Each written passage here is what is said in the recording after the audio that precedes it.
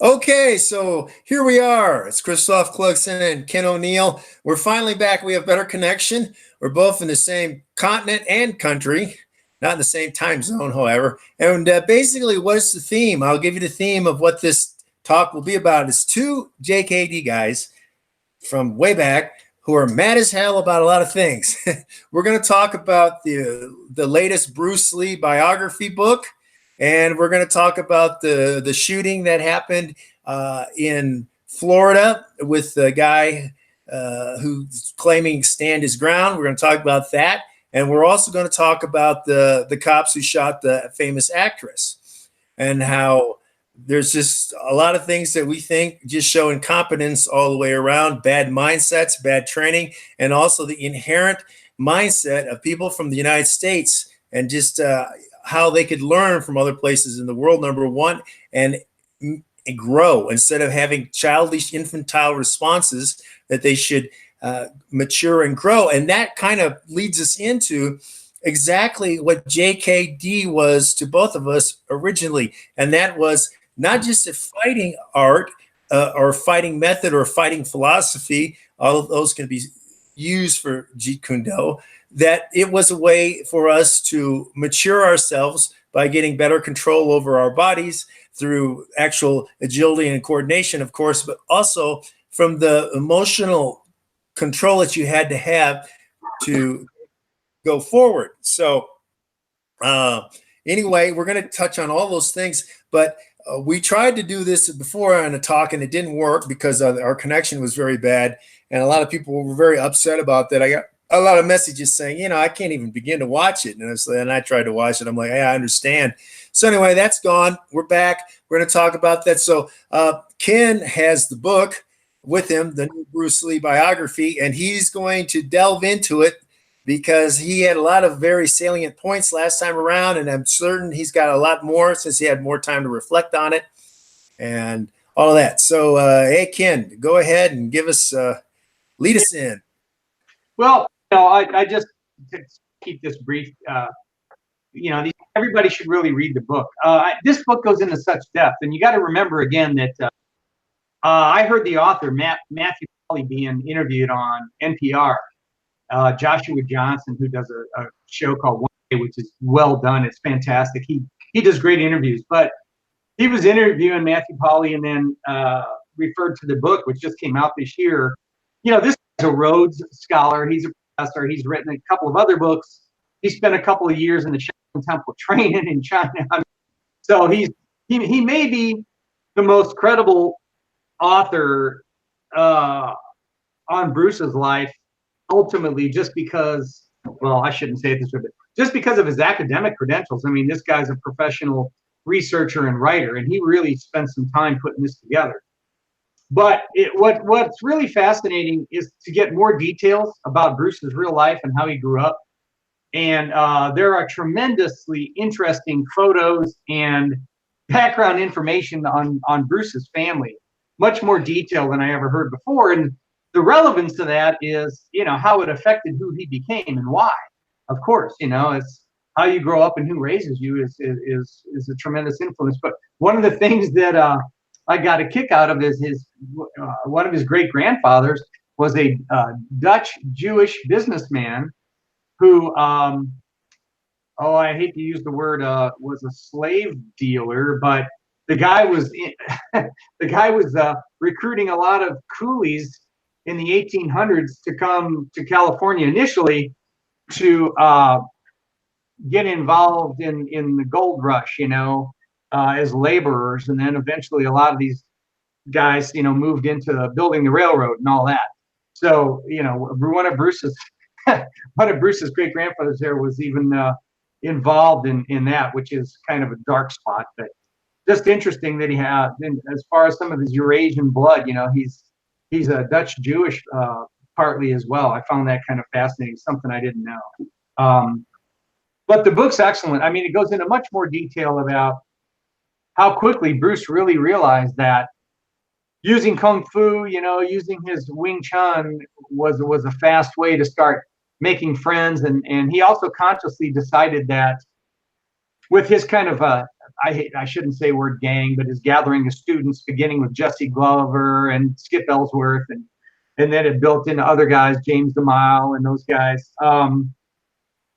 Being around those guys all the time and sort of having let's say a club rather than a gang really helped him get better with his English too quickly. I mean, he was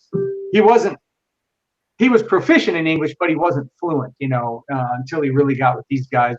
He became more that way anyway. Never probably got 100%. But so just a plug there for the book. I'm getting a lot out of this that I've, being around guys that actually knew Bruce and trained with him way back. And I'm sure a lot of this stuff, some of these guys never even knew because nobody ever mentioned a lot of it. So get the book. Once again, Bruce Lee, A Life by Matthew Polly. Good stuff. Like I said, it'll really help you get more into the psyche of Bruce and who he really was. And you can see much more how that had a lot to do with who he became and his ideas. What do you think was the part that there's a lot of controversy about that book because it's wrecking the image of Bruce Lee and a lot of the sycophants and the fanboys that are out there around the world. And we got to mention actually their JKD clubs and people professing to teach JKD who never, they weren't even alive when Bruce was alive, and they never trained with anyone that Bruce trained. They have no lineage to anyone, and yet they're trying to say in the spirit of Bruce Lee and by reading the Tao of Jeet Kune Do, they're able to teach, which I do not think so because they have no understanding of the actual methodology that was used. And of course, you and I came from the combat. JKD branch was vastly different, as Dan will tell you, and you go back to the time period when Bruce was still alive at the very beginning of your training. And so we got all these connections that other people don't have, and we can speak from authority actually about what was going on. But I find it very weird that the people who are the most concerned and reactive, and of course nowadays everything's about, oh, I'm offended. I don't give a shit if you're offended or not. Deal with reality. You can hate and be offended by gravity all you want to, but it's not going to change anything. And the same thing here. I mean, what do you think is the biggest parts that made it such a hard to swallow controversy? Is it because of Betty Taiping that they finally admit that he was having an affair with her like none of us knew? I mean, all you had to do was take a look at her back then, up in here. I mean, you got to, that was a conservative time. And for as conservative as the U.S. was way back then, think about, go to Hong Kong, man, even more so. You just didn't do stuff like that. And I think Raymond made a decision trying to keep that stuff all really hush hush for a long time. And that there was no need to, especially for the times, to have that go public. I understand why he did it. It would have been a lot of extra heartache to Linda Lee and a lot of his family. And, now that stuff happens every day and everybody talks about it. I think it's good that it's out. And I really think that from what I know, from my background, knowing some of the people that Bruce trained, having met them years back and spent some time, plus looking more and more into Matthew Polly's background, I'm going to bet you that this is the most factual, truthful stuff there is out there. Just the lengths that he went to get this information. And like I said, once again, this was a true academic researcher writer. His whole goal was to find the truth. And, the good stuff with the not as how shall we say, not as palatable stuff, Yeah, well, I can remember Mike Sandlin, who trained me, was saying that, Bruce was always into girls and everything. Like, yeah, like you're a celebrity who's not going to be, number one. Plus, I mean, at that time period, that girl was insanely good looking. I mean, like 5 times better looking than Linda. So, I don't think that any of us ever doubted that was going on. I always figured it was. I always assumed it. Sure. I mean, Yeah. I mean, that's just, that's nothing compared to, I mean, people are trying to, keep things under wraps or sweeping under the carpet, which is very, very prevalent, especially in the Orient. That is, that's what they do. They lie about everything, anti-truth culture. So, I mean, I understand that, but I think a lot of people just want to have this lie in their head. They want to believe the lies too much. And they're like, Bruce was this and that. Bruce, Bruce was a person. And doesn't it come out in that book also that he was kind of insecure and that he could be very hard on people, which is pretty. Oh yeah, sure. I mean, he was always showing off, constantly showing off. Yeah, I mean, you show off when you have insecurities, but that's why I recommend people read, because when you go through the details of the family dynamics and how Bruce was growing up and the time in history when he was growing up and just his personality, and the way he functioned. I mean, you can understand. Yeah, the guy was a punk. I mean, he was a punk. We all knew that. We already knew that. Bruce was a punk when he was younger, But the good news is, and so were a lot of people that we all know, but the good news is he matured and he grew up and he changed and he started doing things in a way to help other folks out and help himself at the same time. I mean, nobody's perfect. It's all about growth, right? I mean, and that's the guy who went through some growing in a short period of years that he was on the planet. So, credit where credit's due. I mean, we all have our faults and our flaws, our foibles, and to me, again, it's like, well, so what, I mean, but yeah, he was a real punkish gang dude, when he was young. That's why he ended up in the United States, because of what was going on in Hong Kong. People are like, he didn't never fight. He did. He was fighting in Hong Kong. He wasn't at the same level he was years later, of course. But then I got to say something here that I've said for many, many years. And this is something I think that people should take away as a crucial thing and take notes on this, because it doesn't matter where you start off. It matters where you end up. It doesn't, and a lot of people want to criticize and dwell on the starting point. That has nothing to do with where you end up. And the point that we're saying is that JKD is a journey. Bruce made a journey. Bruce became better. Bruce had a public image, like we all do. I have a public image too, for whatever that's worth. About $3.95 and change. You know what I'm saying? But on a good day. But the thing is, everything's about this, and that's what. To me, and I think to you, we don't see JKD as a static, fixed dogma. And there's a lot of people who are talking about it, like Jerry Beasley, who trained with Joe Louis and Ted Wong later, and some other people, but mainly with Joe Louis, the karate guy, not the boxer. And a lot of these people get into these debates that are inane and non-productive to me, because they're arguing about how should be a dogma, how JKD should be a dogma and it's static, and this is and this isn't JKD, blah blah blah. In my opinion, and I'm thinking yours too, we don't care. Just like Bruce said, it's just a name. It's just a name, and you got to move on, walk on. Actually, he said, "Walk on, brother." I did that a long time ago now, and I took a lot of heat from that, because, of course, you can't be to Bruce or surpass Bruce. Well, I think you should, because he didn't have the technological advantages that we have now. He didn't go as many places as I've gone to. He didn't research as in depth as I did. He didn't have somebody like Bruce to work off of, because I had that, and I had Mike Sandlin, so that gave me massive advantages initially. Plus, my research skills, I think, were better developed than Bruce's were, and I also now can. In the last 10, 15 years, it's much easier to find things, whereas I used to have to travel all over the place and go to the actual person. Unlike millennials, they have a GoFundMe page, so I got to put that in there. So a lot of people who don't research and stuff, they don't research, they just they read stuff on Facebook, and they think that somehow is vetted, concrete, empirically valued, peer-reviewed stuff. No, it's a bunch of assertions from people who are ultra-crepidarians, which is a great word. It's worse than a pundit if you're an ultra-crepidarian. Look it up, people. Look it up. So, I mean, that's one of the things that I think what you have is this people that were JKD or that are JKD. I just want to say they're JKD, and Bruce can never be can never be equaled, and da da da da da. Or other people who say, well, Bruce never fought MMA. Well, it didn't exist as a sport at the time. He missed it.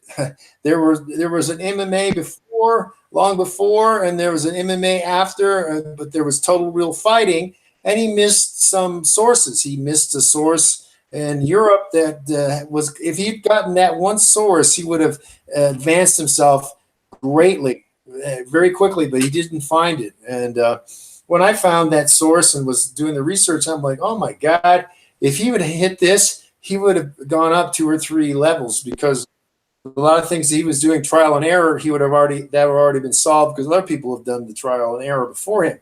But anyway, so that's the thing. I don't consider myself in the JKD thing, because I don't like the infighting and the factions, and which is always going on, the politics involved. That's where I came from. As far as, I didn't come from there initially, I did other things, but I come from that as my big jumping off point, as the event horizon. That's what I consider it. I think, Ken, don't you consider that like the event horizon for you too? Jake, yeah, you know what? It's a kicking off point. Really, all that JKD is or was for real, although I shouldn't say all it is as if it's diminishing it, but it's a philosophy. It's a way to approach systematically, analytically, and intuitively analyzing and integrating elements from, let's just say, martial ways, because then that's a little more expansive than traditional oriented or sport oriented martial arts, to create your own personal, as complete as possible approach to your training. And that's what it really is. So, like you just said, you got a bunch of guys that, I said it earlier too, that are just mimicking part of Bruce's growth path way back when. They're still doing all of Bruce's old modified, the basic original 21, 20, the trapping progression, the 21, the basic 21, that was his modified, his Li Jun Fan modified trapping drills. If you're still hung up on that, then you're still just mimicking what Bruce did. You're not taking what JKD really is, which is the philosophy of how to approach an integrated and analytical, intuitive way of developing yourself. You're not doing it. You're just mimicking something, and you're, like you said, you're just trying to create a set system. And if Bruce Lee could jump out of a cloud, he'd whip your ass for that. He'd get pissed at you like he did Dan in the Sun. He would say, "You're doing JKD. You're just trying to turn it into another style." So folks need to get over it. If they're really doing it, then do something with it. Create something. Be spontaneous and creative, and break out of the mimic Bruce all the time, for crying out loud. That's how I would put it. Yeah, I agree with you. I'm playing with knives. And they're very sharp. So, I'm not juggling right now. But anyway, so what I was going to say was, yeah, I agree. And that's the problem, because a lot of people they want to try to imitate Bruce, but their body morphology is not anything like Bruce. Bruce fought like Bruce because of his morphology. Yeah. If Bruce were taller and heavier, he would have fought differently, and that's what people don't seem to understand. And so, what we're here to give you is freedom, in the major factor of freedom of expression, which is what he was after, but freedom of learning from different sources, freedom to express yourself differently, and freedom to understand your body type. Even in like lifting weights, there are people who will try to teach a regimented way, like to say to do the squat, for example, and your bone levers don't line up to do that. Your angles for your hip joints and your knee and your ankles and stuff, and then the length of the levers also don't equate to doing the way that you see a lot of people doing it. You have to find your own best way to do that. That will astronomically improve your ability to work out and get benefits from it. And that's what we're trying to get to here, is that beneficially, you and I are off on the let's get the benefits out of this. Let's produce some results. And other people are too worried about, well, is my imitation authentic? It's like, that's the problem. You're doing an imitation. That is, the authenticity is gone because you're doing an imitation. in actually expressing yourself. Now, I mean, we could go on about this topic, but that's pretty good to give people, because we got some other topics to get to that are probably going to be a lot more hotly contested here. And there's two recent shootings in the United States that I think we should talk about, because I see them getting a lot of play, and it also brings to light something that's very evident for me, and that's the U.S. mindset. The U.S. mindset is vastly different than a lot of places on the planet. Number one, their paradigm is either a fist fight or a gunfight. They don't understand about knife fights or sticks, which is what most people around the world are going to use. They're not going to fist fight you. And they don't have a gun, and you're not going to get to a gun, and the same thing. And no one in this country has got a gun with them 24 hours 7.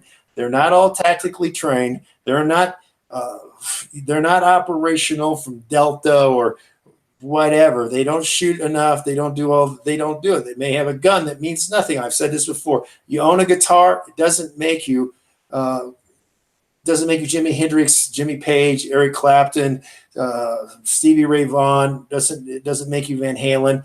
That happens through practice, drilling, and expression, and also some natural attributes. That same thing happens with gun stuff. Now, am I saying I'm against guns? No, I'm not. I'm saying that just thinking that a gun solves everything is a stupid, limiting way to go about things. And also thinking that you can escalate to a gun because you want to shows a lack of maturity. And so let's go into this scenario that happened recently. And this was in Florida. See, now everybody, because the United States wants to make everything racist, and of course, racism is only white people. White people are the only ones who, with the mainstream media, that can be racist, because anything you say against whites is fine, and this is just a factor. This is how it is nowadays in the United States, and I don't go along with it. I call everything, I'm a truth guy. Go along with what is truth. I'm not going to deny gravity because it makes you happy. I'm also not going to say, hey, the sun is the center of our solar system, which was heretical in the past, and people were killed because they said, no, the earth is not the center, because it used to be considered that the earth was the center of the solar system, and also that the earth was flat. There's a lot of people who want to still believe in the flat earth. And just because something is popular or in vogue does not make it correct. And so I don't care about the in vogue or fitting or going with the masses. I care about the truth. So going about this shooting then in Florida, a white guy came up to a convenience store, and he saw that a black woman was parked in the handicapped zone, and that she wasn't handicapped. So he went up and started berating her, telling her, move out. What are you doing? Don't you have any manners? Don't you understand that you're taking a spot that someone who's handicapped needs, and you're not handicapped? Well, this is going on for a little while. Obviously, the boyfriend was inside. The girl's boyfriend was inside. He comes out. He intercedes between the two of them, who are shouting at each other at this point. He pushes the guy down on the ground and starts walking away from the guy. Well, the guy on the ground pulls out his .40 caliber, I think it's a Glock, and he pulls out his .40 caliber Glock and he shoots the guy. And the guy walks back into the convenience store, falls down, dies, either on the way to the hospital or in the hospital. Now, originally, he's not charged with anything because he claims, stand my ground. This is one of the big U.S. things. Stand my ground. I have the right to stand my ground. Oh, I stand my ground if I feel scared, meaning which I'll get into in a second. But so he wasn't charged. Then everybody turned this into, well, it's racist because it's a white guy, and he wasn't charged because he was white. So they have now charged him. I don't have anything to say about the racist issue because I think it's just this easy way for people to try to manipulate other people. But what I do have to say is that, number one, that this guy got pushed down to the ground, and there was no fight ensuing on the ground. The guy wasn't doing anything to him. You got pushed down on the ground, just like you got pushed down probably on the schoolyard, playground. So you're telling me, so if you get pushed down on the playground, you can pull a gun out and shoot somebody, because that's the sort of weak ass emotional response of an infant who wants to lash out. So there's where my thing, I don't have anything to say about the white or black thing. It has nothing to do with that. It has to do with the emotional mindset of people in the United States who think, well, I'm not going to take this. I'm going to pull it out. The guy's 10 feet away from him. He's not a threat to you, but with a gun, you are a threat to him. Now, I'm going to say this, which will probably get some people angry before Ken starts talking. And that's, if the girlfriend had a gun, she would have been justified, in my opinion, to shoot that guy that was on the ground who shot her boyfriend, because she can claim this guy is now indiscriminately shooting people for no reason, because he has no valid reason in my mind to shoot anybody. So, the United States, I could damn well do this, that. It's like you have screws loose in your head, people. Yeah. In other countries, you have an obligation to flee. You have an obligation to remove yourself from something like that. You don't get to suddenly decide, well, my ego is ruffled and I suck at actual fighting, so I'm going to pull a gun out and shoot the guy. There's no reason to shoot the guy. He didn't pull the gun out, threaten the guy. He didn't say, hey, blah, blah, blah. The guy was away from him. The guy was not attacking him again. The guy, and in my opinion, this would have all been solved if the black guy would have knocked the white guy out and left. There would be no shooting, which does not justify taking the parking spot, okay? But this whole idea that if you get pushed down, you can say, well, it's the United States, and we just won't take that because I have such a small ego, and I don't really, I just want to have an advantage. A tactical advantage of having a gun when others don't. What if this guy would have had a gun, came out and shot him and say, hey, I saw you as a threat to my girlfriend? You know what I'm saying? It doesn't end. It'll never end. This mindset is weak. It's infantile. And now I know that you're going to have some good analysis on this, because I think that we should look at this at the psychological emotive level, don't you? Instead of the white and black, which is what people want to paint this as. Yeah, I totally agree with that. Right. If it were up to me, I'd be in a murder charge. It wasn't premeditated like you thought about it the day before, but it quickly became his. It's completely unjustified to shoot an unarmed person just because they knocked you on the ground. That guy needs to be facing major murder charges. This whole thing is completely out of control. I told you this earlier, that when I was doing my scenario workshop back in May, which is like this is more like the way we used to do stuff with Mike Sandlin, is he put you in these situations and then you make them more and more intense as the situation goes. And even though it starts out where you're playing a role, all right, it turns real. Here's what happened. This fits perfect. I had two of my students. I set up a scenario. I just set them in a couple chairs and I said, okay, you guys are in cars. And what's going to happen here is the guy in the front's going to stop short. The guy in the back's going to slam into the back of his car. The guy in the front has had a really hard day. He lost his job. He's getting divorced. He's really cranked. And he's going to get out of the car and he's going to start crap with the guy that hit him. Now, what I do is I separate people and take them into a room and I give them their core roles that they have to play in each scenario I set up, right? So what the guy in the first car didn't realize is that I slipped the gun in the back of the belt of the guy in the back car, all right? Because I had a feeling where this would end up. It went even further than I thought. So here's what happens. The guys start playing out the roles. As the intensity builds and actual emotion is released, it goes past play acting, right? The guy that was hit starts pushing the other guy and they start getting into it and it starts getting really crazy. And the guy in the car in the back reaches in the belt, pulls out the gun, bang, bang, bang, and shoots the guy 3 times. And I'll tell you something, even though it was a rubber gun and there was no actual shooting going on, all right, that guy still kind of goofed up about it because he didn't even think it was in him. And I said, here you go. Perfect example of what you just said too is really good training, right? Tactical training has a lot to do with how to make decisions under stress. Good, solid, proper decisions. When you just out there having a guy take a couple of classes and that's more about the basic parts of the law, and then you give him a concealed carry, or like here now, all over St. Louis County, you don't even have to have a concealed carry. As long as you don't have a felony, you can go buy the gun. So what do you know about how to de-escalate situations, how to judge situations, to evaluate, how to really keep your cool under pressure? All that stuff's out the window. The only guys that are getting that are guys like one of my students goes out here and trains at Asymmetrics, which is run by a bunch of ex-Navy SEALs, but they're actually getting to the whole how to assess the situations, how to judge stuff, how to be under extreme pressure. They're getting trained. It's like SWAT team and military. And it's like, to me, if you're going to let people walk around with guns, they got to pass classes, man. First thing they got to pass is a psych evaluation.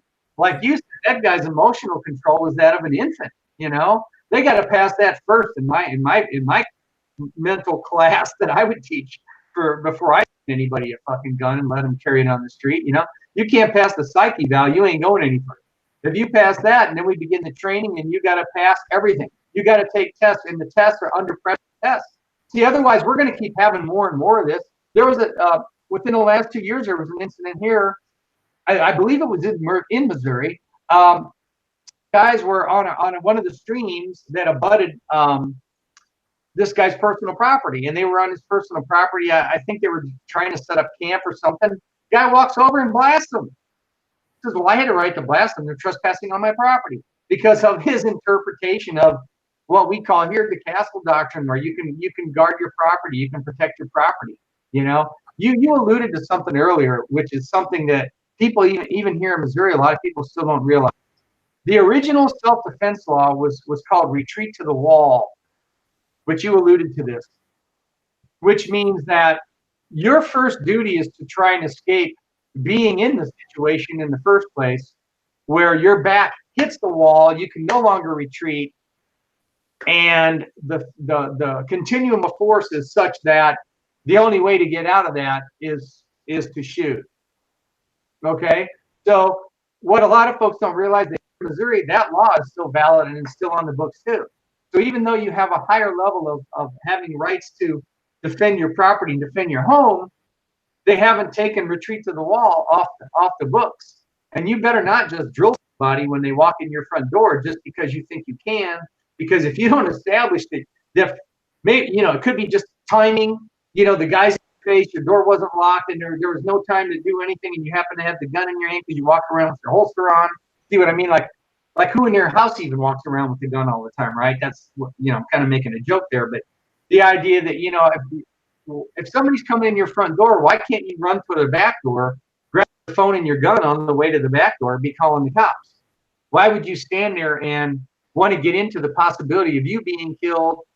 Or, let's say you have family, they should be getting out the door too.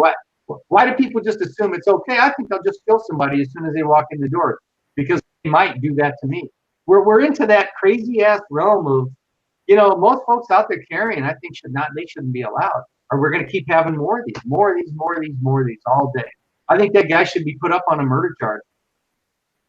Yeah, I think that they're going for manslaughter right now, because it wasn't premeditated, as you said, which I am a supporter of the Second Amendment. I think that there's, but arms, to me, here's another problem we have. For some reason, and even police departments, for some reason, think arms are talking about guns only, firearms. And that's not what they're, back in 1700s, firearms were unreliable. They were one shot. They were talking about tomahawks. They were talking about knives, stuff like that. There are places where if you carry a knife, you can go to jail. Whereas if you carry a gun, you won't, which is insanely stupid. There are no drive-by knifings. You know what I'm saying? You don't have a ricochet knifing. It's so, and there's more personal skill involved with the knife too. Yes, it's insanely dangerous at close range. It's more dangerous than a gun if I'm within about 3 feet of you. It's insanely more dangerous. Yeah, I'll let you have a gun and I'll take the knife in that scenario. But what I'm saying is you got all these things that are still undefined. But what I want to harp on here is something that you said and I said earlier too. It's about the emotional maturity. There is a infantile behavior that people from the U.S. are known for around the world. They are known for this, and some people call it the cowboy mentality. But if you really look at the cowboy Wild West days, you won't find this going on because the whole quick draw thing is the fabrication of Hollywood. That didn't happen. You know, people were shooting people in the back occasionally, or people were just shooting people without. There was no fair play going on, which is exactly what we're seeing here. But it wasn't widespread like this, like we're talking about, where people think, well, you better watch out because I'm just going to escalate to. That's what I'm saying. From a fist fight, it's not even a fist fight. This guy wants to escalate to a gun, and that's the mentality in the U.S. If it's not a fist, it's a gun. And if it's not a gun, it's a fist. There's a lot of things in between there, number one. Number two, you imagine if this guy had actually had training. I'm not talking about gun training in hand to hand. You know, if he'd gone to many, not just me, not just you, but if he'd gone to somebody who has qualifications reputable, there's a lot of people pretending to be that aren't, but I'm just saying if he'd gone to somebody reputable, then this guy wouldn't have done that because number one, the training would have changed him or they would have weeded him out. You know what I mean? Because this type of coward, if you put him under pressure, like you and I know, and like we do, and we're talking about using armored suits and stuff, that sort of pressure, this type of coward will leave, you know?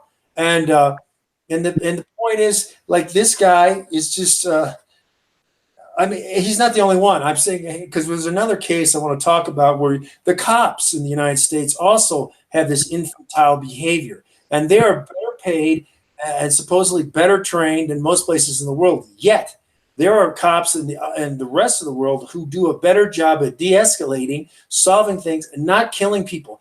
They are trigger happy in the United States. They all, and that's one of the things that people in our next case, which I won't get into yet, but let's focus on this because I think what we need to talk about here is the emotional maturity of somebody.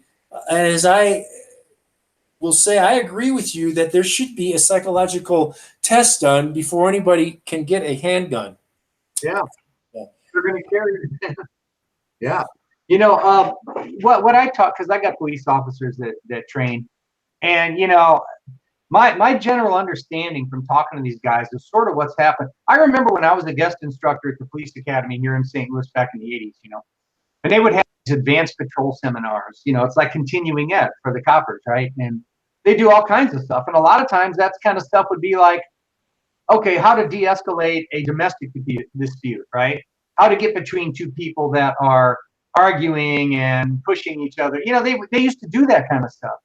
Well, now, and my understanding is a lot of this has come since 9/11, where more and more of what a lot of even the regular street cops are doing in these kinds of ongoing continuing ed sort of classes, they call it something else, but they're doing stuff like hostage situations on a bus, you know, all kinds of stuff like that. And it's all really, I mean, from what these guys tell me, it sounds like almost all of it, or not all of it, but very high percentage of it it's just gun oriented stuff, you know. And it's what you train is what you do, right? So if they're basically trying to turn every cop on the street into a practical SWAT team guy, then what's he going to go to? If that's what he's training and that's what he's practicing, you know, that's where he's going to tend to go. So if that's what they're giving these guys, then they got to expect that they're going to see a lot of overreaction and people going too fast to their gun, you know. So that's my take on it. Yeah, I agree with you. I mean, okay, let's use that trite expression. If you have a hammer, you see everything as a nail, you know?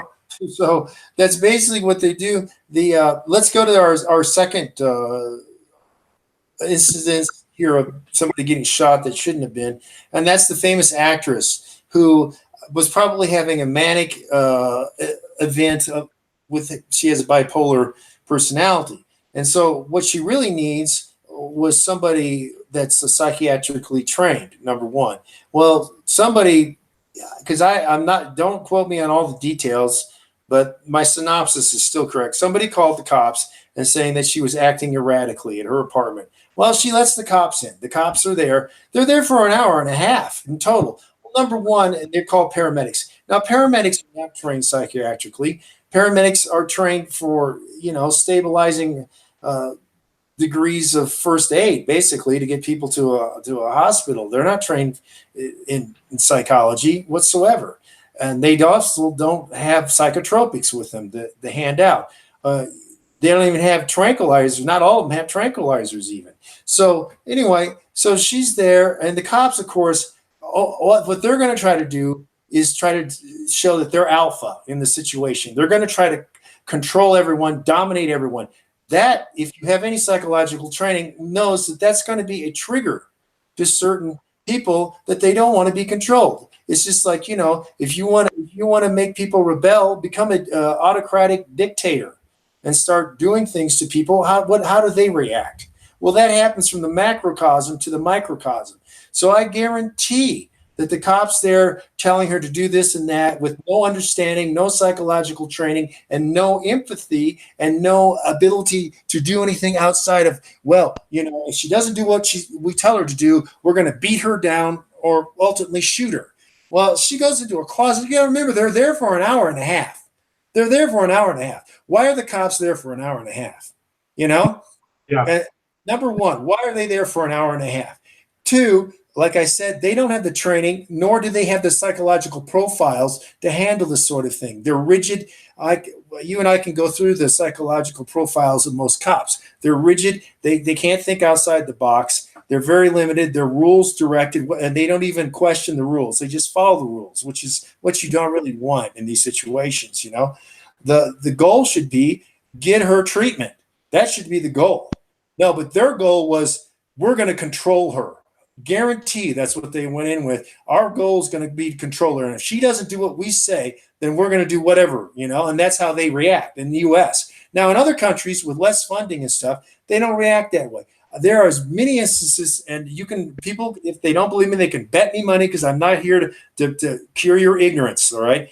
Because it's not for free, folks. The instances of people even pulling machetes and stuff, and the cops are able to not shoot the guys and get them, with nets and they put nets on them. They remove all the people around them, so there's no longer anything for them to get angry about. They do all these things, and they don't get paid as much. They don't have the benefits. They don't, and yet they're able to solve problems that the U.S. cops can't.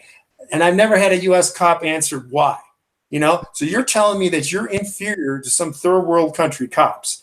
That to me goes to your ego set again. And this is our theme here is all about the ego positions that everyone has and their inflexibility. Because I have got to be obeyed. That's the whole thing. If I'm not obeyed, I'm going to kill somebody. And there's people in the United States who react out of this like, well, I got to do what they say or they're going to shoot me. This is the wrong way for a civilized society that's supposed to be the first world to react to each other. There should be a clear set of, okay, what happened? What's going on? Not I read this into the situation and you will do exactly as I said, because you better adopt a slave mentality. And that's exactly, once again, I'm just saying the truth. Well, the cops expect people to adopt a slave mentality when they're around. That's tell me that's not true, Ken. So, well, no, I know a couple who are actually, just the mere fact that they train ongoing outside of stuff they're required to do ought to tell you right there they're not in the normal mode, and that's why they're effective, because these are guys who know how to think for themselves, and they neither one of them have shot anyone yet. They've both been on the force for many years.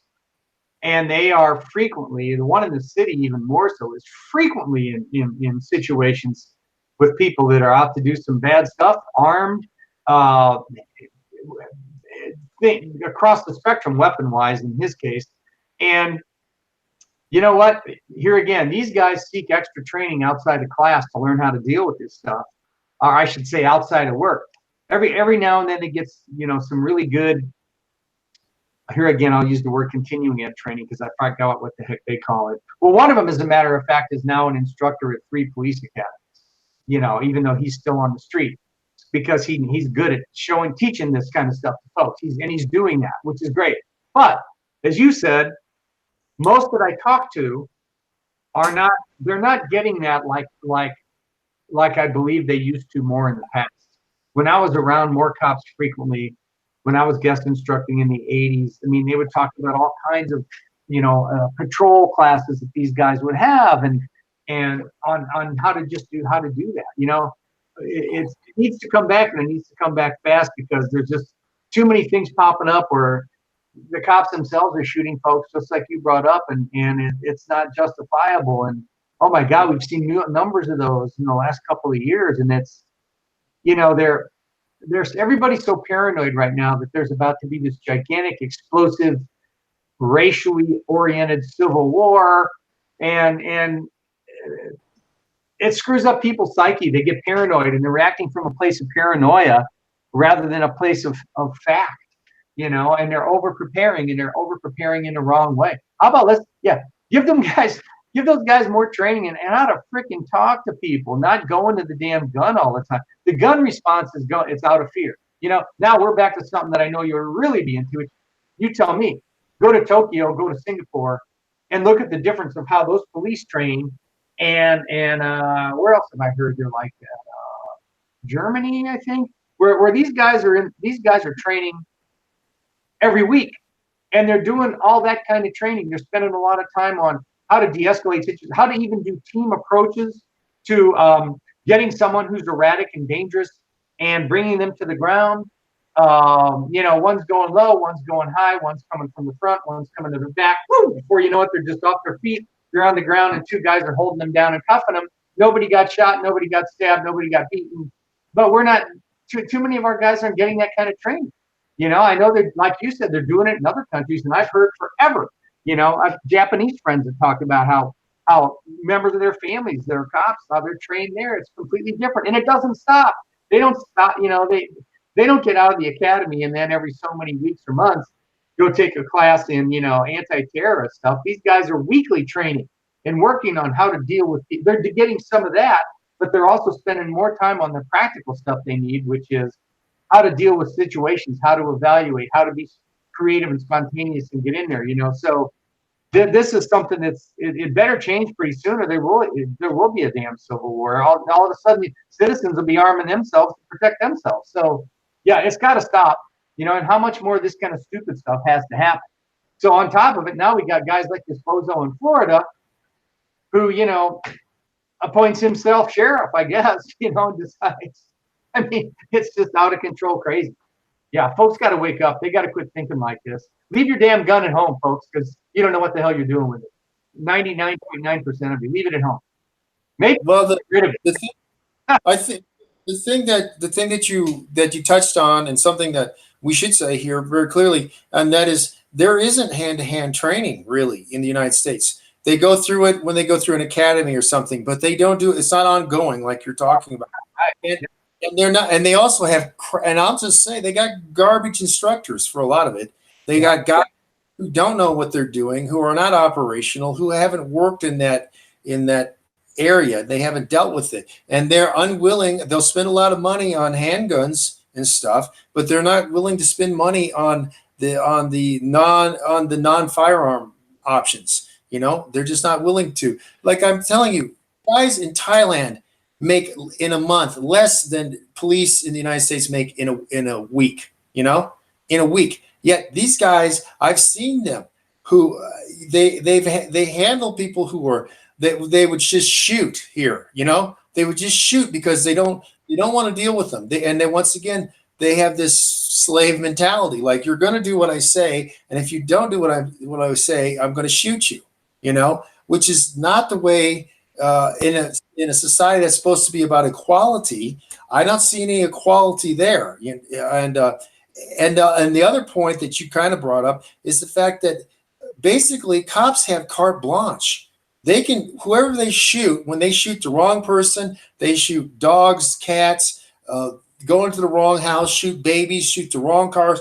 Nothing ever happens to them. Number one, they're investigated by themselves. They need to be investigated by an outside agency that has nothing to do with them and is outside their power loop. Number one, so they don't have a good boys, old boys network, as they call it in the United States. That needs to be done. Number two, there needs to be accountability for this stuff, because even in the military, if you're shooting the wrong people, you come under scrutiny far more than the police do in the United States. In fact, the police have shot and killed military guys, mistaking them for someone else. You know what I mean? And in my opinion, the military should harangue those cops. You know what I mean? Those cops should be, one, fired immediately, made to pay restitution to the family, and be put in prison. But they're not. And so what we have is kind of this, and this goes to the psychological profile. And I'm talking in aggregate. Everyone wants to talk, well, I know a guy. I'm talking in the aggregate.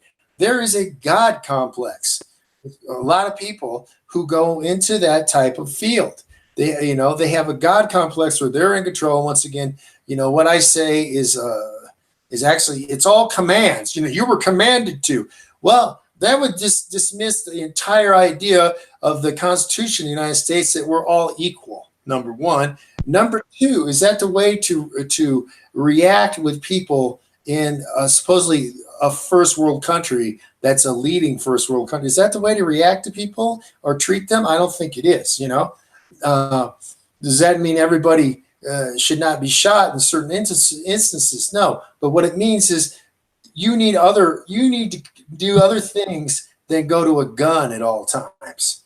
You need more hand-to-hand training. And if that's like, well, who do you go to? Well, you can go to me, you can go to you, and there's some other people. I mean, but I'm only talking about people that I will vet for their credentials. I'm not saying anybody who claims to be subject matter expert is a subject matter expert. Now, I have been for a long time. Of course, basically I'm military, so I deal with the harshest conditions. I have trained some cops here and there, but I have a lot of problems sometimes because I don't want them escalating to snapping necks and stuff, So my point here is, I think what we're saying is there's a big lack of education here on, one, the physical skills, but then they're just missing the whole psychological aspects. Is when you're dealing with people in the United States, most people are on some sort of psychotropic. Now, I'm not talking about the opiate rage. I'm talking about people who are on, better than I do because I don't live here, but like Zoloft or whatever, everybody's on some sort of, even Adderall, and all that stuff over time has accrues to, it changes the brain chemistry, and people react completely different. I mean, you got some of these, they don't want to talk about it, but all these school shooters are kids that are on a bunch of big pharma drugs, and they don't want to talk about how that influences what they do. They want to talk about an inanimate object, but let's talk about this. And that's one of the things that needs to be said, because you don't know how many people you're dealing with that are actually on, because the United States is a heavily medicated culture. Yeah. Yeah. I mean, you can talk about that because you live here and know more about it. So I'm seeing that something that fits in with what you just said, buddy.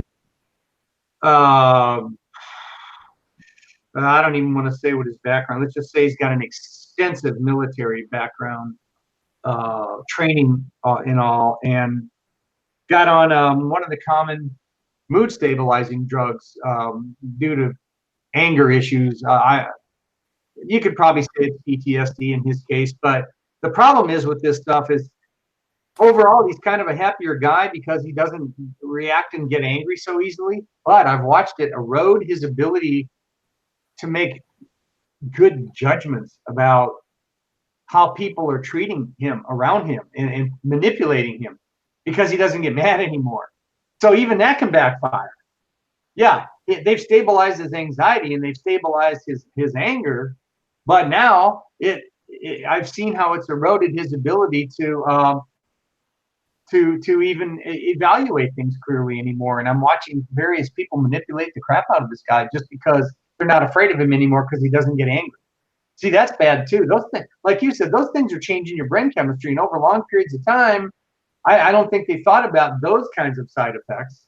You know, here's a guy who can't make good judgments anymore about what he should do with the behaviors of other people that are close to him because he's just mellow. You know, it's not working. You know, it's having a side effect. It's horrible. So, yeah, man, my only drug is the drug of Sean Connery. You know, a martini, shaken not stirred. You know, because all that other shit will fuck you up. Did I say that out loud? Oh, well. But yeah, I don't know. Yeah, it's, you know what? It's we're back to the whole police training thing. It, to me, oh, this is good. This is the psyche of the nation, right? It's the quick fix. Oh, well, let's not really have the cops have to come in and train every week and go through extensive scenario training and how to de-escalate situations and do team trained work as a group and bring a guy off his feet. Let's not. That's a lot of time and a lot of involvement. Let's go to the quick fix. You know. Well, you know what? It's the same thing. It's the same thing. Let's not really have people engaged all the time in good therapeutic work. Let's just keep them on the drugs all the time, so that they're not a danger to themselves or to somebody else. But let's not actually. That to me is the symptomatic approach. You're treating the symptom. The drug is just to keep somebody under control. You know, in the whole realm of psych, I've got good friends that have been in that realm forever and professionals, and they'll tell you that those kinds of drugs are meant to be a tool to keep somebody from losing it and hurting someone or hurting themselves. But so many psychiatrists just hand that shit out, and even MDs do, regular MDs do. And they don't, some of them will suggest, well, maybe you need to do some therapy with this, but they use that as the total approach, is to keep them on the meds. Figuring, well, if they're not killing themselves, they're not killing somebody else, and they can at least go to work. That's all we need to do. And that's bullshit, because there's long-term side effects, right? So it's just, to me, it's just symptomatic of, let's not teach people how to functionally deal with situations. Let's just train them on how to go to the frickin' gun all the time. I see those two things as the same. It comes from the same mentality of, it's McDonald's mentality. It's instant gratification. It's quick fix, but it ain't fixing nothing. It's actually making shit 10 times worse, which speaks, I think, exactly to your point. Yeah, I agree with what you're saying completely. It's that it's not about curing it, it's covering it up. If we cover it up, we mask it, like, the old thing, like, guy breaks his legs, you just give him a bunch of morphine. You're not curing the broken leg, but he's not bothered by it at that moment. But the thing is, he still has a broken leg. He can't run and jump. And the same thing with people who are on these psychotropic drugs. They may not think that they are affected, but they can't perform at the level that they should be able to, which is what you're talking about. Some of their cognitive abilities are eradicated and diminished. And the thing is, and that leads us back to the JKD thing. The JKD thing is about a long-term journey, which is a cure of your own psyche, and that was what Bruce was saying when he said, I'm basically throwing punches against my own ego. That is exactly, people are, oh my God, I don't understand it until now. Well, maybe you do now. So the thing is that this is all about, and what you're talking about too, is that these people, there's something fundamentally wrong that has affected them, and that is causing there's an underlying problem. There's some micro fissure in their psychic, makeup, and that has to be fixed. If it doesn't, it's just going to keep going. You're going to have more micro fissures, and then suddenly you're going to have a massive schism, as it's called. You're going to have a break, and that's when you're going to see, especially now, where in a lot of things that we talk about school shootings, just a moment or two, you have a lot of things. Why suddenly do we see these school shootings and we didn't see them decades and decades ago, especially when they used to have shooting teams? High schools used to have shooting teams. They used to be part of the curriculum. And kids were put under more stress back then. They are under heavier discipline. They had more responsibilities. And so why was there no school shootings then? Well, part of it goes through this, as some people want to call it, entitlement, coddling thing where kids don't realize that they got to pay their dues and they have to go through some sacrifice in the maturing process. There is no rites of passage in any realm. They think that they're equivalent to adults without ever going through all these periods. Like if someone, we used to consider if someone teases you or something and you cave into it, you're weak.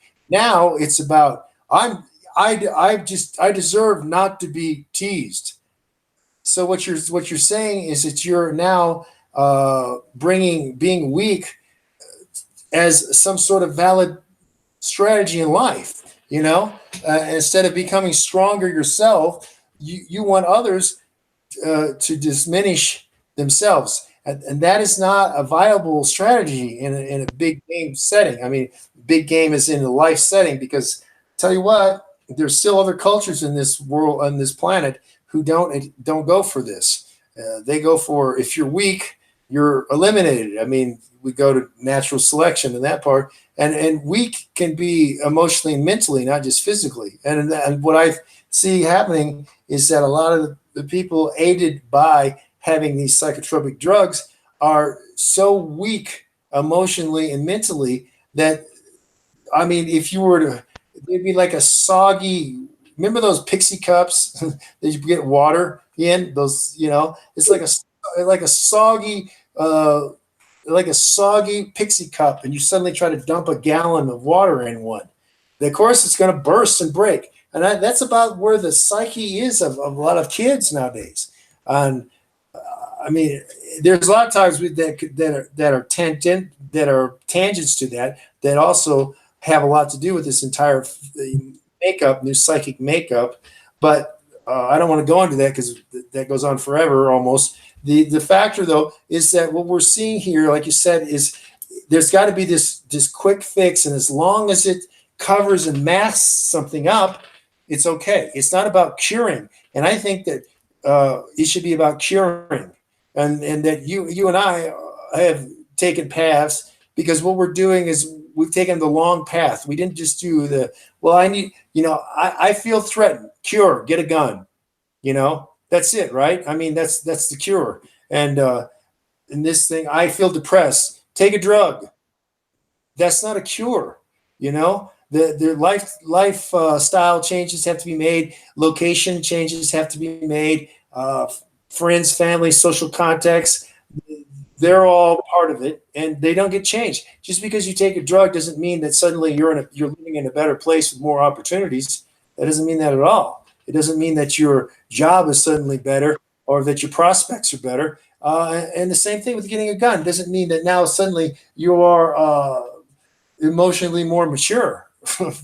And that goes to what Mike Sandlin was harped on forever. It's about emotional maturity. This whole fighting thing is about emotional maturity. And when you have greater power, you had to earn it. You don't just get handed it to you by someone giving you an RPG, for example. And that's what, this is indicative of the entire culture, as we're saying, but it's also very indicative of this specific culture that is that so many people in the United States have never been anywhere, and let alone lived somewhere else. They don't get it. They think that the way that they're viewing things through their lens is just and correct. And it's just a version of reality. Which kind of, remember the Circle of Iron movie? When, yeah, it fits in. People, I won't do the specific analogies to it right now, but I'm just saying, if you watch that movie, which is badly acted and stuff and low budget, but if you look at what the thing was set about, what the core of the movie, the thrust of the movie is about, it applies to what we're talking about here today. So if you're, so once again, we always weave our way in and out of things that have to do with the martial spirit, which is, I think, is what you were talking about originally. You were talking about actually the martial spirit as opposed to a fixed dogma, because I hate the term martial arts. You know that everybody's listened to us knows that I hate the term. So, but the martial spirit, I think, is because it hasn't been corrupted. You and I can use that terminology, I think, to better address what we do and how we think. I think that we're both concerned with the martial spirit, and in that sense, because it hasn't been corrupted by 7-year-old Taekwondo, Hapkido, whatever, in a strip mall sort of type of people, where it's all about actually entertaining kids. You know, that's not martial arts; it's entertaining kids. But it's martial arts. No, it's not. There's no martial spirit there. So I think I think the one thing that you and I can come out of this conversation with is that we can easily still use the term martial spirit, I think, to adequately describe what we do. Are you in accordance with that? Do you think that's and yeah, I can't disagree with that. You know, it's why I still even, it's so funny because even the guys that have been with me for some years, it's comical because they still want the labels and they still want the this and that. But we're doing a lot of this Russian stuff, and I go, yeah, but what do I always tell you? You know, I go, don't get too fixated because it's always. I said my process hasn't stopped. I mean, I'm still going outside of my comfort zone and still going to other people and still learning things even after having started 50 years ago to try to continue to fill in gaps for my own personal way of seeing things in my own personal training. And you know, so to do that, you know, just like you've done 1,000 times, you know, you can't just sit back in a room and come up with all this stuff on your own. You've got to take things from that you learn from other people and integrate them into your body of work. And then you experiment, you test things, and then you eventually modify things. You get rid of some stuff. You know, it's just like, oh boy, how do I put this one? I'll just put it in a very generic way. I know a guy who has a school. This guy is, it's a Russian martial arts school, and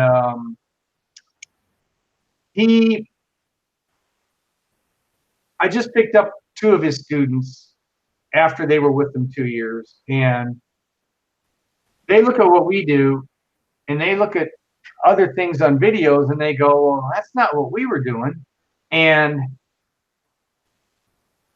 I guess what I'm really trying to say about this is that people would kind of jump on any bandwagon just to try to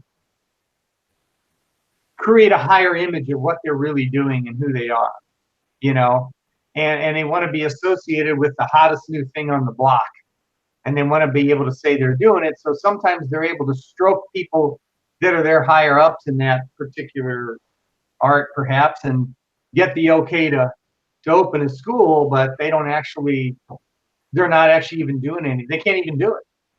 But some people get in a hurry to spread their thing, and they let people go out and do things who really probably shouldn't be doing them because they don't know it, you know. And that's a little bit of a tangent, but I'll let that one go for now. But I think you got the idea of what I'm saying. So you know, I still don't care where it comes from or who did it or what it is. You know, if there's something in there that fills in a gap for me, and I can see that I can help other people do the same thing, I'll take it, you know. But I don't like to get stuck in that modality of, you know, there's this cookie cutter one system that always has all the answers, because everything changes, you know. Even the way I have to approach how I train people has changed dramatically because, for one thing, the bulk of them are an aging population. You know, it's not a bunch of guys in their 20s and 30s like when I was in my heyday of my most combative stuff that I did. So I've had to find ways to still do stuff that's pretty realistic, but without having to go full blast ballistic all the time and adding more injuries on top of the cumulative injuries that I already have and the other guys already have from going too hard all out all the time. You've got to find ways to train, as you know, that can still be realistic but aren't tearing people up. I mean, the point being, as you get older, you have to evolve how you do things, especially if you're working with a lot of guys and gals who are older too. You can't train the same way you did, you know. when you were 30. Your body can't handle it. So you got to find ways to still try to keep it real and yet not tear yourself up, And one of those things that I found out is there are softer ways to train. You can train movement, you can train timing, you can train precision, but you don't have to gear up every day and go at it full speed and tear each other up, And you can always never have to stop working on scenario type training. There's no end to that. You can continually keep going, teaching people how to judge situations, evaluate situations, how to amp up their awareness, how to look at things quickly. And I tell them the bottom line is your real job is to try to escape all that stuff. You're not, you shouldn't be here trying to be in a damn fight anyway, especially at your age. That's what I tell a lot of these guys, So that's a little more how we orient things now. And the point of all that is just to say you have to evolve. Who are you? What's your body like at this time? How old are you? What are you still able to do? What are your strengths and what are your weaknesses? And you still have to work with all that. And that's going to keep changing every few years, if you're paying attention, I think. Yeah. Okay. Of course, there's a changing thing. As you get your methods change, and it's then your target audience for your training stuff is going to change what you do. Yeah. And but what I wanted to say, because you and I don't do this enough, and because we're talking about all these topics, some people, I just got some feedback saying that, hey, this is pretty interesting talk. Yeah, cool. I'm glad that people are picking up the value here. But so let's cover some of this now. You are in St. Louis. I say that many times. You're in St. Louis, Missouri, United States, about the middle of almost the middle of the country. It used to be considered the West at one point, but anyway, the point is, if people are interested in training with you, how do they go about it? How do they contact you? Where do they find you besides down at the 7-Eleven or actually there it's the Quick Trip, right? You got Quick Trips there, I think. So yeah. Anyway, The easiest thing to do is just to go on Facebook and type up my name, Ken, O'Neill, O''N''E''Ill'. Just find me on Facebook and shoot me an email. It's I got more and more guys are finding me too as a result of these little talks. I get some pretty interesting feedback as well. Hey, tell me something. Who's Reggie? Is Reggie actually one of your guys that takes your classes, or is he just somebody that, follows you? Reggie Bowles? which one? There's several Reggies. The one in Hong Kong or the one in Oklahoma? There's He's B-O-W-L-E-S, that Reggie. what? W-L-E-S is his last name. Oh, okay. That guy's in Oklahoma. He's never trained in person with me. So I think he's aware of Good observations, comments about stuff that we do. I just wondered if I've never thought to ask him, but he's another guy that's looking at what we're doing. I think apparently getting something out of it too, Yeah. Well, there's a lot of people who are doing that. Yeah. As far as okay, let's cover some more things. So yeah, you're available. You have a limited training schedule because your work is something else. It's not what you do full time anymore. But they can contact you. You still allow people. You still want people to train if they are qualified for it. And qualifications is sort of a character test, basically. So I mean that's there for people because I tried to steer people your way. And people who ask us, I will just publicly say right now, Mike Sandlin is not training anybody. He hasn't trained anybody. He doesn't want to train anybody. And he hasn't done it for years and years and years. So the people who keep sending me messages, well, what about Mike Sandlin? I say, well, forget it. Okay. It's past that time. It's just, well, he's the one who's decided that. I haven't decided that. Ken hasn't decided that. Mike decided that. So that's just for your information for everyone. Quit sending messages asking about how can I train with Mike Sandlin, or when are you going to have a thing with Mike Sandlin? I don't think we're ever going to have a thing with Mike Sandlin unless he changes his mindset, which I don't know. I mean, who knows? I don't think it'll happen though at this point, this stage. But anyway, so and then that kind of leads into Ken and I have talked about this many times. So what about a JKD reunion seminar thing? We're both for it. He and I are both for it. We don't have a problem with it. If somebody wants to host it, we'll do it. Number one, for us setting it up, we're going to have to require people committing ahead of time because it's not going to be. It's just like Who don't go on tour.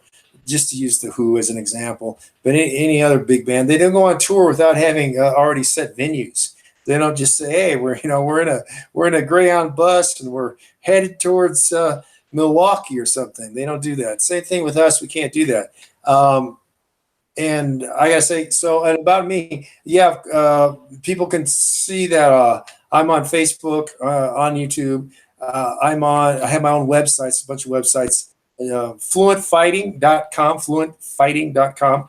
That's one of the big ones. And also combat-judo.com, which is where I'm doing the majority of my work now is with that. Just did some stuff out in Ohio. I'm going back to Ohio. If people are interested, we're doing a counter urban hostile environment camp on I think it's the 26th, 27th, and 28th of October. Yeah, 26, 27, 28. Starts on a Friday evening. Bulk of it will be done on a Saturday. The format's different than the other ones. And then there's a little bit on Sunday that'll be done. Everybody who's trained with me in the prior ones is coming back. There's a unique thing with how I train people. There's a gigantic camaraderie. It's vastly different. The results are faster. This is the same sort of thing. Same sort of way I train is exactly the same information that I've trained military units and private contractors, and I just basically use the word commando because in the rest of the world that's understood. Commando is very understood. The United States, commando would apply to like Marine Raiders, Army Rangers, and Special Force Green Berets, and then Delta Force or SEALs. But those would all qualify as commandos. But the commando is a bigger term worldwide, so I just use that. This is sort of commando training, exactly the same that I do other places, and it's working pretty well. So that's something that's available for other people, and that I just want to put that out there because you and I sometimes forget to talk about ourselves, and then we are, actively available to people who want to extend their training and want to go somewhere else, and we're also looking for people who are open-minded who want to increase their own background. Yeah, I've got a workshop this and then we'll do it in Forest Park as well. I got endless space out there. It's a knife workshop, but mine is oriented to implement because that's how most people that I know end up. They're not carrying, So, and actually on the 26th of October, I'll be doing part B to that as well. So, what's the matter? You all right? Oh yeah. I just have something happen here. I was just clarifying what was going on. 4 hours coming up on Saturday, and then we'll do the part that's another 4 hours, and it's actually on October 26th also. So anybody's interested in that who's in the area, holler at me. Okay. Look for Marshall Systems on Facebook. That's a good quick way to find me if you get interested in that. It's some pretty unique work. This will be there'll be a lot of speed work. I've been doing a lot of flow work with people, just developing their abilities to move more freely. Some of this will be a bit of a test for some of these people. They'll be under some pressure to see how quickly they can really work fluidly and realistically with no patterns. And I've been building these guys up to this point, so it's going to be interesting to see what happens, and hope they'll get a few little short videos out of that I can put up. But some of you guys who bitch about the fact that I show a lot of stuff really slow, I had a little video I put up where I did a little work with a stick, and I went fast for just a second, halfway fast. I didn't see what you did. I'm like, well, that's why when I put up little clips, that's why I put up so much stuff that's very slow so you can see what the hell's happening. Because if I did the same thing twice, it would not be the same thing. It's in flow. It's happening in the moment. It's spontaneous, and I'm responding to what's going on. It's not a pattern thing. It's not who bud. It's not 6-count drills. Okay, so just for some of you guys that like to bitch from either direction, the next videos that I put up, clips from this coming weekend, will probably be nothing but stuff you'll see fast, and you go, well, I couldn't see what you did. I'll go, well, here again, that's why most of the time I don't put up stuff that happens fast, because I'm not saying I'm that fast. I'm just saying it's tough to see when things are going that. Well, you're doing some stuff in instructional speed. Yeah. So Yeah. A lot of, yeah. yeah. So I mean, there's going to be people, and it's like they can always come to you in person, and they can see the thing at the real. You can taste it. Yeah. Yeah. So that's crucial. There's just a couple of things I wanted to touch on here, but that you and I are going to do some more talks. We've got more talks. We'll be doing more talks coming up, because we do have a small following that want to know about things that not just what things that you and I talk about are different than things I talk about alone. So there's some people, and we're here for the audience, and people get excited, and it spurns people to increase their martial spirits their journey on the martial spirit. Then that's good. And what we're really, the reason why we're doing this, we're not ego heads. That's, I had that 25 years ago. I mean, I've already been in magazines and #1 selling videos, and I signed autographs for an hour and a half. I've done all that stuff. So for me now, this is about being a business, #1, being 2 about actually helping those people who really want to know the truth. And that's also connecting back up. That's why Ken and I have connected back up after all these years, because it was the right timing, basically. And we've tried to bring some of the other guys back in, but we can't help it if those guys are weak. Oh. I hope that motivates them. I can't help it if those other guys are off to the side, or they're busy eating, and some of the guys never made it. I'll just put this out there. If he ever watches, probably doesn't have the endurance to watch these. But like Phil Big Head, he's down at White Castle. You know what I'm saying? So so they can't. He didn't make it. I'm just saying, but that's why he didn't make it. He's at White Castle. Anyway, we can't. We've tried. We've tried to motivate people. We've put out our effort to get the people from the past energized again. I got guys who I trained who are out now too. I mean, it'd be nice for them to come back. But look, hey, I'm not pulling teeth. I'm not begging anybody. We're here if they're willing to do the work again. But the thing is that. So what I'm saying is, it's part of the Beatles here. You're not getting the full Beatles, but it's still better than no Beatles. So that's the way to look at this, in my opinion. And I mean, you want to say anything else in closing? Because I think that we covered quite a bit again. We always cover. Yeah, we're about at 2 hours. Yeah, time to get here. But I'm with you. The idea, we're just trying to inspire you guys to keep training and keep open minds about what you're training, and be realistic and figure out what it is you're trying to get out of the training, and seek it out. And we're a couple of guys that can give you a few ideas, Christophe in particular, from the way he's approaching things, super combat oriented. Mine's a little more recreational these days, but still keeping it realistic, so that's it. Well, hopefully we'll catch you guys again and have something that you'll want to hear. Yeah. Okay. So once again, look for Ken O'Neill. His name is in the video on Facebook, and also contact him if you want to. He's in St. Louis, Missouri. Of course, if you're watching me, you can find my name on Facebook. Go to my websites. I've mentioned fluentfighting.com, combat-judo.com. combat-judo.com, and we'll be talking to you soon. So okay, thanks to everybody who made it through the entire thing, sort of like a Joe Rogan podcast. You got to go through the entire thing to get the overall sense. So we'll talk to you soon.